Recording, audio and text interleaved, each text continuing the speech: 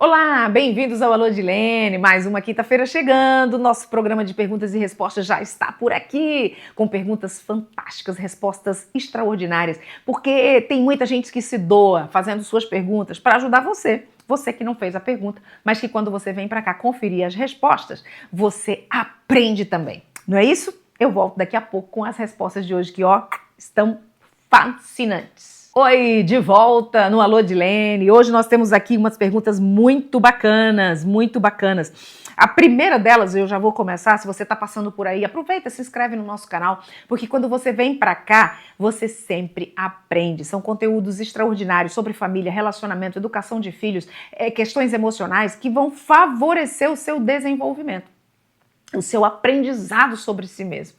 Então, sempre de braços abertos, esperando você aqui, no Alô Dilene. Se inscreve no canal, compartilha, curte, não custa nada só fazer isso, E aí você está fazendo com que o YouTube reconheça que é importante o nosso conteúdo e distribua para outras pessoas. Vamos lá? A primeira pergunta de hoje diz assim: como os pais podem ajudar seus filhos a desenvolverem habilidades emocionais com empatia e resiliência de forma prática no dia a dia?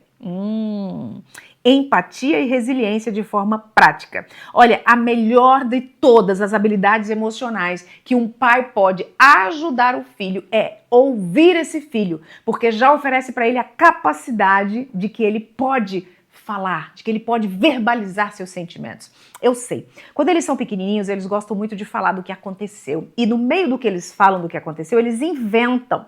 Eles criam. É uma mente muito criativa, então eles começam a criar muita coisa que não aconteceu.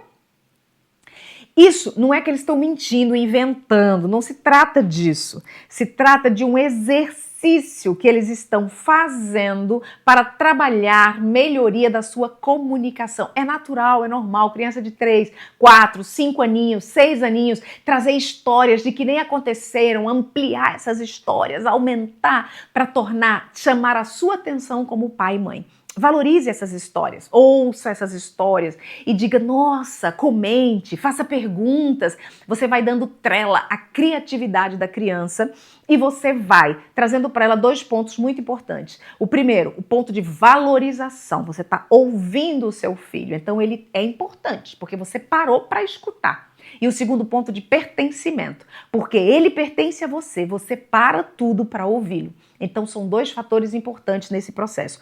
O tempo com os filhos tirado nesse momento para escutar os filhos, a escutar suas histórias, vai favorecendo na criança que à medida que vá crescendo, vá sentindo o desejo e a importância de compartilhar os seus sentimentos a respeito das coisas, da realidade que ela vive. Esse é o maior e melhor legado que se pode deixar para um filho.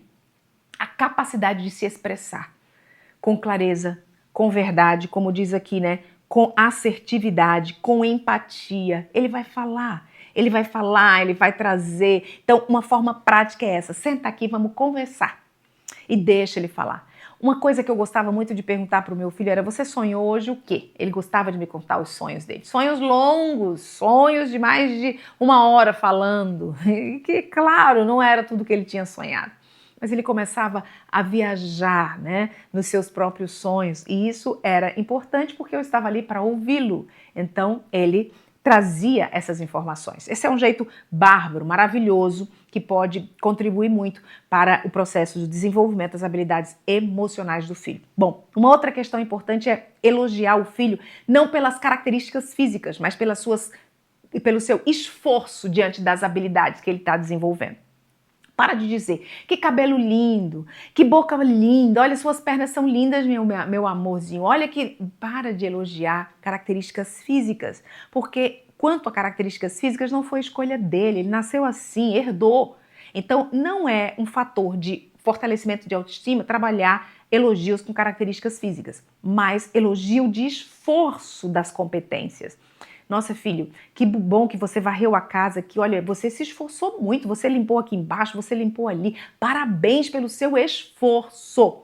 Então, o esforço, ajudando a mamãe, que coisa linda, é maravilhoso quando você me ajuda. Eu me sinto mais descansada. Olha, você realmente é muito trabalhador. Você gosta de compartilhar a sua ação com a mamãe, de ajudar. Então, você está ajudando, você está favorecendo a valorização das competências do teu filho e não da aparência. Isso tem uma força muito grande sobre o desenvolvimento da emocionalidade dele, das habilidades emocionais do teu filho.